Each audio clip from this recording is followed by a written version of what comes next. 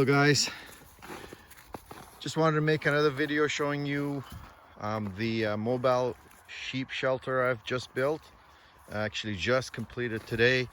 As you can see, it's not that complicated. So just to go through what I've done here, first what I did was I got two 4x4 pressure treated pieces from the Home Depot. And what I did, the first thing I did was I cut a 45-degree angle about 3 to 4 inches deep, right in the front of the 4x4 and the back of it as well. So on either end I made this cut on both sides. This is to create a kind of a ski effect on the shelter's base, so you can just drag it or pull it with your ATV or tractor, whatever. It makes your pulling job very easy and kind of avoids obstacles. The next thing I did was I braced it. I braced the opposite ends with I was gonna use a 2x10, but unfortunately I didn't have one, so I added a kind of spliced a piece of 2x4 pressure treated to a 2x4x10. This is 2 feet, so sorry, by 8. So it gave me a 2x10 here. As you can see right there, there's the bottom splice. And I did the exact same thing on the other end, right there. Then what I did was I got 3 cattle panels. These cattle panels are 16 feet in length and 4 feet wide. We've got a little bit of overlap on either on the 2 of them that are adjoining, so I got an overlap here. That's because my my braces on either end kind of made the outside 4x4s a little bit smaller. Otherwise I would have had exactly 12 feet length. Let's just hypothetically say 12 by 10. That's about 120 square feet of shelter space.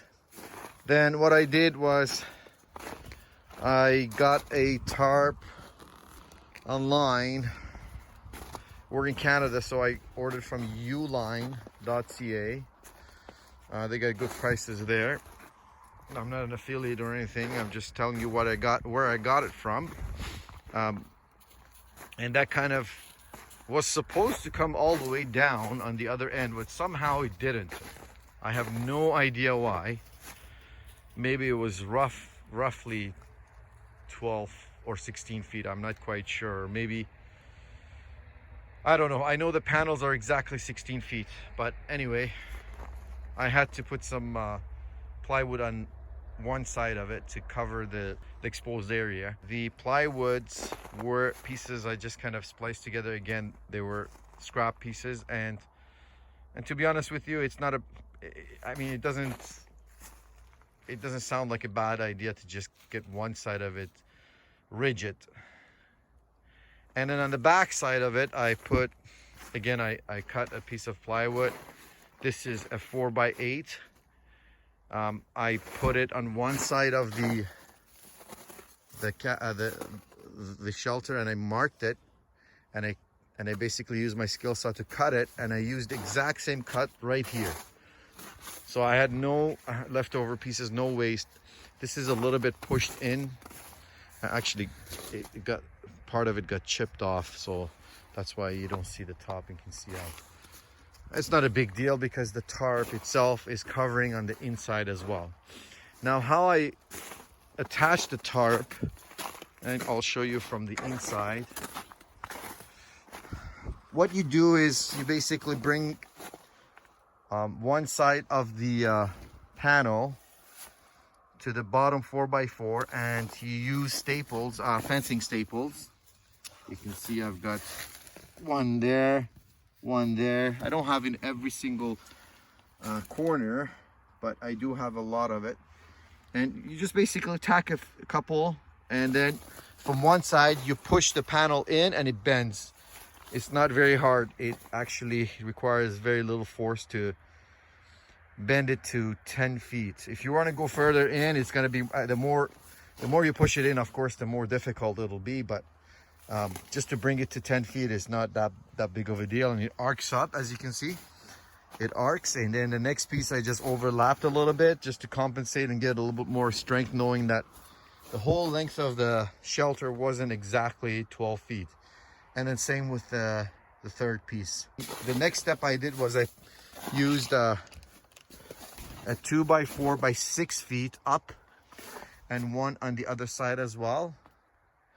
And I put a second brace on it. The reason for that is the front of the shelter is not on the ground. I've made it so it stays up so it doesn't catch snow, dirt, grass. So there's a lot of force on it from the cattle panel. So once I put a long piece of 2x4 up there and I braced it to the side right there and on the other side as well, it became sturdy right away. Like I could not move the panel side to side. So same thing on the other side, although I put the brace a little bit lower because I made that, this side I was gonna make into a door, so I made it a little bit higher. And I'll show you from the outside. There you go. And the rest of it was just very simple. So I pulled the tarp on either sides and I pulled it over, and I made a little bit, it was a little bit overlapped on this side, so I thought, you know what, I just use it to block any potential wind going through the front end.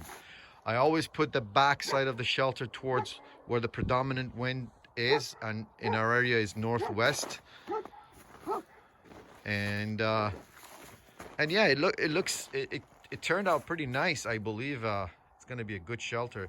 Yes, I can see some light coming through the back end, but that's not a big deal. I can always cover that, and I thought, you know, I can put a little plywood, temporarily plywood there to cover it. Once I start moving, I just lift that up. But really, once it starts snowing, it's gonna just get covered at the other end. It's not a big deal. So just take a look at it again here. Yeah, once it snows like 4 or 5 inches, that area just gets shut. Yeah, hope you've enjoyed the video. This is again a roughly 12 by 10 shelter made out of 3 cattle panels. The rough cost of it was cattle panels cost me about $45 each. So let's just say 150 bucks for the panels. I spent lumber, oh gosh, I don't know, let's kind of guesstimate. The 4x4s were maybe 20 bucks each, so $40, and I had about another $40 in other pieces of lumber there, and let's just say 50 including the fasteners, staples, screws. So 50 to 100, 250 bucks. 250 bucks gave me a pretty good shelter. I can use maybe a couple of seasons. If anything, all I have to do is just change that tarp as it wears down, and get it looking new again. How many sheep can I put in there? So 120 square feet. Let's say every sheep takes about 3, 4, I don't know, 3 square feet. So 40. If they occupy 4 square feet, 30. So I would say between 30-40 sheep can easily fit inside there. Hope you guys enjoyed the video. Please like, share, and subscribe, and join our journey. We've got a lot more videos coming up once this farm gets going. God bless.